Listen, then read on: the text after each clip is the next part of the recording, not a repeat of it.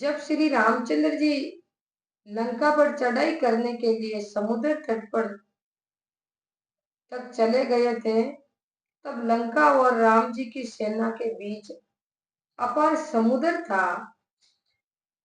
उसे पार कैसे करें? तब संतों ने एक उत्तम युक्ति बताई कि राम नाम की शिला पर लिखकर समुद्र पर पुल बांध दो और पार हो जाओ। देखो कितनी अच्छी बात कही है कि भगवान राम जी लंका पर चढ़ाई करने के लिए गए, तो बीच में समुद्र था, तो भगवान की सेना वहां कैसे जाए? तो कुछ संतों ने उपाय बताया कि शिला के ऊपर राम नाम लिख करके पुल बांधा जाए और पुल के ऊपर से आप पार हो जाओगे। तो राम जी की सेना ने ऐसा ही किया और राम नाम के प्रभाव से, प्रताप से शिलाएं तैर गई। तो प्रसंग आता है गजराज का। गजराज पूरे जन्म में पांडवीय वंशी इंद्रद्युम्न नाम का बड़ा प्रतापी व धार्मिक राजा था। एक बार वह संध्या कर रहा था, उसी समय महर्षि अक्षत जी मुनि उनके राज दरबार में पधारे। राजा संध्या करता रहा। महर्षि अक्षत जी को लगा कि राजा बड़ा घमंडी है और संतों का, ऋषियों का सम्मान भी नहीं करता है और हाथी की तरह घमंड में चूर है। तो अक्षत जी मुनि राजा को देख करके मुनि को क्रोध आ गया और राजा को हाथी होने का श्राप दे दिया। तो राजा इंद्रद्युम्न के इंद्रद्युम्न ने हाथ जोड़कर मुनि के चरणों में प्रणाम किया और अकारण दिए हुए श्राप के लिए क्षमा मांगी। तब अक्षत जी मुनि ने प्रसन्न होकर कहा कि मेरा श्राप मिथ्या नहीं हो सकता, परंतु हाथी की योनि में ही तुमको भगवान का नाम याद आ जाएगा। देखो संत कैसी कृपा करते हैं कि राजा को श्राप देकर भी पीछे से कितनी अच्छी बात कही कि तू हाथी हो जा और हाथी के शरीर में भी तुमको भगवान याद आ जाएगा और तेरा उद्धार होगा। वही इंद्रदमन द्युमन राजा समय पाकर क्षीर सागर में त्रिकुट पर्वत पर गजेंद्र नाम का हाथी हुआ। गजेंद्र अपने मंद में चूर रहता था। अधिक बल के कारण सभी हाथियों को अपने अधीन कर रखा था। सारे वन्य हाथी इनके पीछे पीछे चलते थे। एक दिन गजेंद्र हाथियों के झुंड के साथ सरोवर में पानी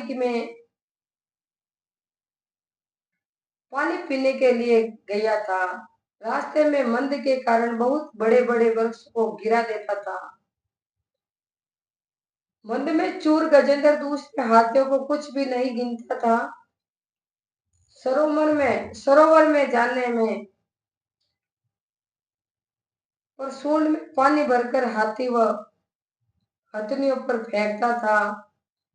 बस उसी समय एक रन ने गजेंद्र का पांव पकड़ लिया। तो गजेंद्र अपनी पत्नियों और परिवार को लेकर पानी पीने के लिए गया और अपनी सूंड में भर भर के पानी दूसरे हाथी और हथनियों के ऊपर फेंकता था। उसी समय नीचे पानी में एक मगर आया, मगरमच्छ। और उस हाथी का पांव पकड़ लिया और जेल में ले जाने लगा। ग्रह व गजेंद्र में भयंकर युद्ध छिड़ गया और लंबे समय तक युद्ध चलता रहा। युद्ध को देखने के लिए आकाश में विमान लेकर देवता लोग आ गए और गजेंद्र के सारे हाथी भाग गए। किसी ने भी की सहायता नहीं की। तो मेरे प्यारे भाई बहनों, जस जैसे प्राणी मनुष्य कहता है कि मेरा परिवार है, मेरी स्त्री है, मेरे पुत्र है, मेरे बेटे हैं, बेटी है, सब कुछ मेरा ही परिवार है।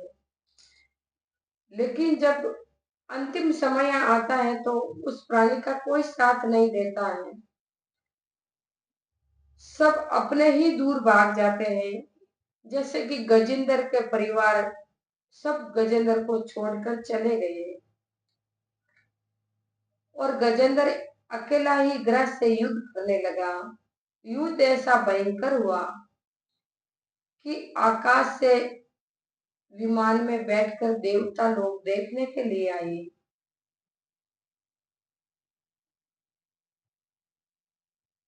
गजेंद्र के सारे साथी भाग गए। किसी ने भी सहायता नहीं की। तो गजेंद्र पानी में युद्ध करते करते थकने लगा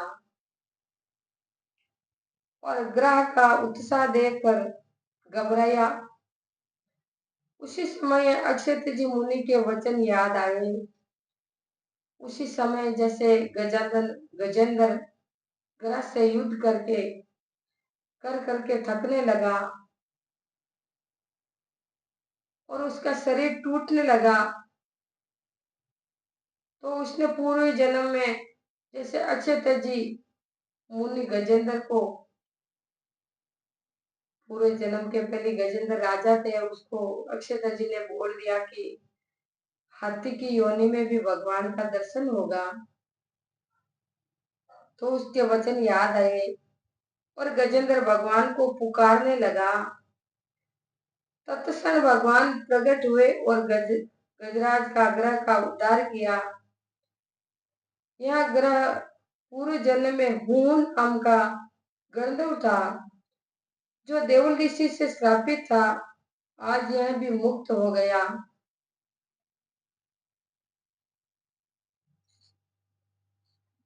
तो गजेंद्र ग्रह से युद्ध करते हुए थकने लगा तो उसी को कुछ याद नहीं आया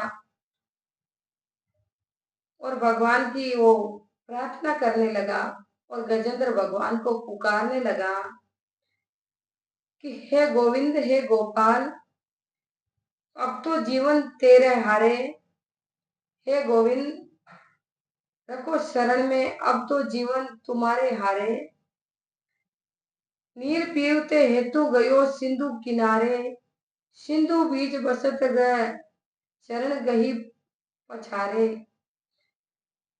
चार पहरे युद्ध भयो, ले गयो मंज धारे, नाग कान डूबन लागे, तब कृष्ण को पुकारे।